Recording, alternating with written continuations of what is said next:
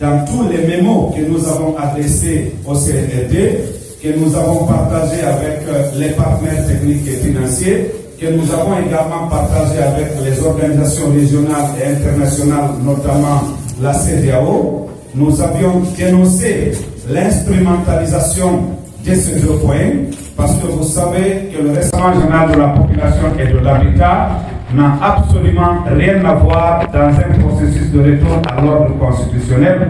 Docteur, qui est un cadre du plan, va davantage l'expliciter. Et donc, c'est un point qu'on aurait dû très rapidement sortir parmi les 10 points.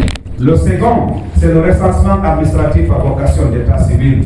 C'est important, c'est bien beau d'avoir un fichier d'état civil fiable dans notre pays pour que nous soyons à l'image des États modernes.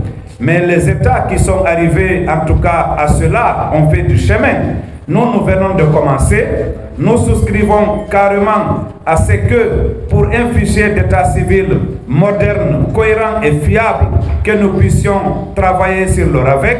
Mais ce que nous ne comprenons pas et ce que nous réfutons, c'est que nous ne pouvons pas, pour l'agenda dynamique de 24 mois, dont l'échéance, pour rendre le pouvoir à des autorités civiles légalement et légitimement établies et fixées au 31 décembre 2024, c'est une utopie de penser qu'on peut disposer d'un fichier d'état civil duquel nous pourrions sortir un fichier électoral.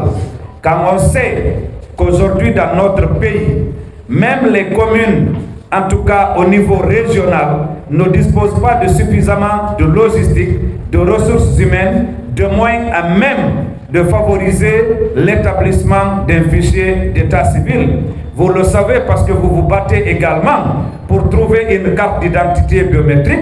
Les fonctionnaires qui sont obligés de l'avoir pour leur recensement et pour obtenir leur salaire, c'est un parcours de combattant. Parfois, ça peut prendre jusqu'à 4 mois. Et quand on sait que nous avons plus de 400 et quelques communes urbaines et rurales dans notre pays, et que nous avons environ 13 millions de Guinéens, et que pour parler d'un fichier d'état civil exhaustif, il faut que tous les Guinéens puissent y figurer, et à partir de là qu'on puisse générer un fichier électoral, nous pouvons tous aisément déduire que cela n'est pas possible.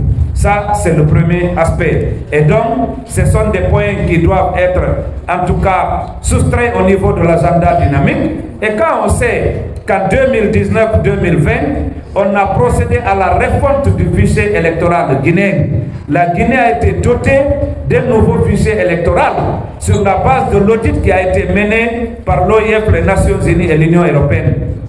Et donc, comme nous l'avions proposé dans nos mémos, s'il y avait la volonté politique, à moins de 90 jours, on aurait pu, comment je vais dire, amender ce fichier électoral-là, le réviser pour permettre à ce que les Guinéens de l'étranger puissent y figurer et tous ceux qui ont 18 ans après 2019 puissent être dedans et que tous ceux qui sont décédés puissent être évacués du fichier électoral pour que nous puissions aller dans un premier temps au référendum constitutionnel après aux différentes élections. C'est un manque de volonté politique que de garder ces deux éléments.